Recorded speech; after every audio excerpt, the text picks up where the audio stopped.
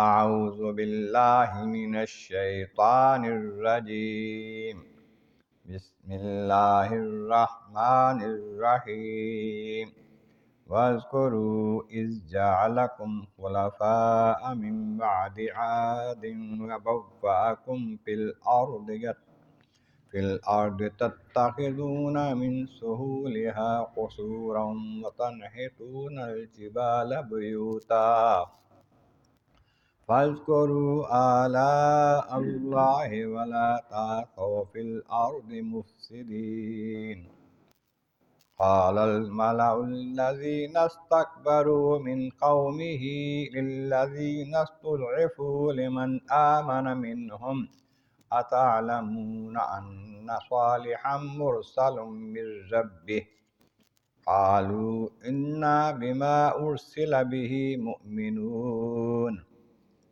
قال الذين استكبروا إنا بالذي آمنتم به كافرون صدق اللہ العظیم۔ حمد و ثناء رب کریم اور درود و سلام بر سید خیر الانام کے بعد سورۃ الاعراف کی آیت نمبر 74، 75 اور 76 تلاوت کی گئی ہیں، جو 8ویں پارے کے رکوع نمبر 17 میں ہیں۔ اس سے پہلے آیت کریمہ میں فرمایا گیا کہ قوم سمود کی طرف ہم نے ان کے قومی بھائی ان کے بھائی صالح علیہ السلام کو بھیجا۔ انہوں نے فرمایا کہ اے قوم، اللہ تعالیٰ کی عبادت کرو، اس کے سوا کوئی تمہارا معبود نہیں ہے، اور تمہارے پاس رب کی طرف سے دلیلیں آ چکی ہیں، نشانی آ چکی ہیں، پھر تمہارے کہنے پر یہ اونٹنی بھی پہاڑ سے پتھر سے نکل آئی ہے، ہمارے واسطے بہت بڑی نشانی ہے قدرت کاملہ کی۔ اب اس کو چھوڑے رکھنا، اس کو تنگ نہ کرنا، اس کو ناجائز طریقے سے اس کو اپنے زیادتی کے ساتھ ہاتھ نہ لگانا۔ یہ زمین میں جہاں چاہے جو چاہے کھائے پیے، اس کو کچھ نہیں کہنا،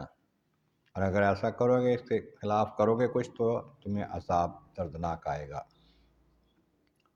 پھر فرمایا کہ اے قوم، اذکرو، یاد کرو جب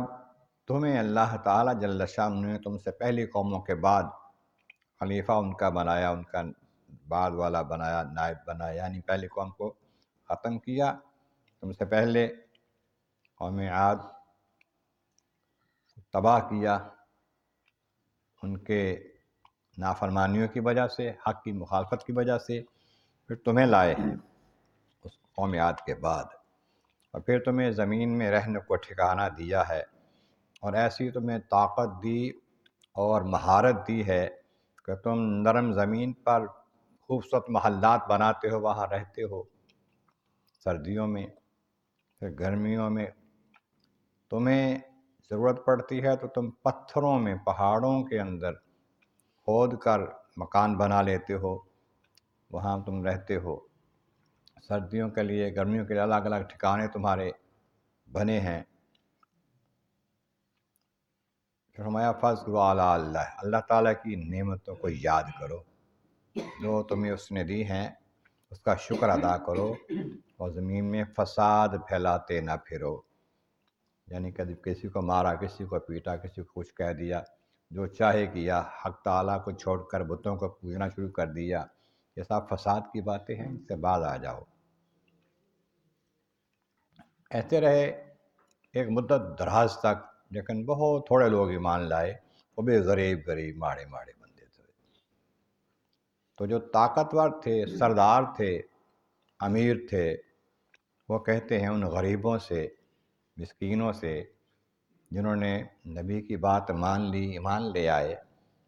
کہنے لگے کہ کیا تم صالح علیہ السلام کو واقعی نبی مانتے ہو کہ وہ اللہ کی طرف سے بھیجے ہوئے رسول ہیں؟ یہی مانتے ہو؟ کہا ہاں، انا بما ارسل بہ مؤمنون، جو کچھ بھی وہ پیغام لائے ہیں اللہ کی طرف سے، ہم اس کو تسلیم کرتے ہیں، اس پر ایمان لاتے ہیں۔ اللہ تعالیٰ نے ان کو بھیجا ہے، اور جو کچھ وہ پیغام لائے ہیں وہ اللہ تعالیٰ کی طرف سے حق ہے، اس کو مانتے ہیں۔ لیکن وہ سردار وہ طاقتور وہ امیر کبیر جو تھے کہنے لگے جو کچھ تم مانتے ہو نا، جس پر تم ایمان لاتے تم تو اس کا انکار کرتے ہیں، ہم تو نہیں مانتے، تم مانتے رہو، انکار کرتے ہیں۔ معنی یہ کہ پہلے بھی کئی اور انبیاء کا ذکر ایسے ہوا ہے، قوم کے سردار اور قوم کے جو طاقتور اور امیر لوگ ہوتے تھے وہ کم مانتے تھے نبیوں کو، وہ یہ چاہتے تھے کہ ہماری چودراہٹ قائم رہے،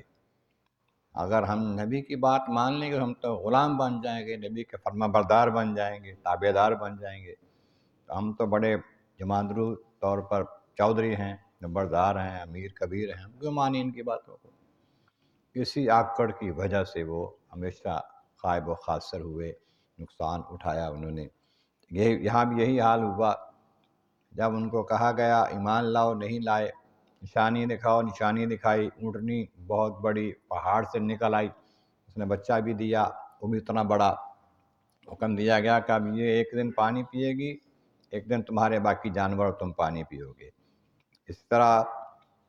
جب یہ پانی پیے گی دودھ اتنا دیتی ہے اس دن کہ سارے قبیلے کو کافی ہوتا ہے، پانی کی جگہ پر دودھ ہی پی لو۔ لیکن جب وہ باہر نکلتی تھی اونٹنی تو باقی جانور بھاگ جاتے تھے، اس سے ان جانوروں والوں کو کچھ تکلیف ہوتی تھی کہ ہمارے جانوروں کو تکلیف پہنچتی ہے، اس کی وجہ سے اس کے مخالف ہو گئے کہ اس اونٹنی کو نہیں آنا چاہیے۔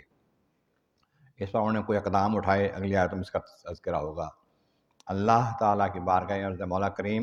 محبوب کریم کا صدقہ قرآن کریم کا فہم اور اعمال صالح نصیب فرما۔ وآخر دعوانا ان الحمد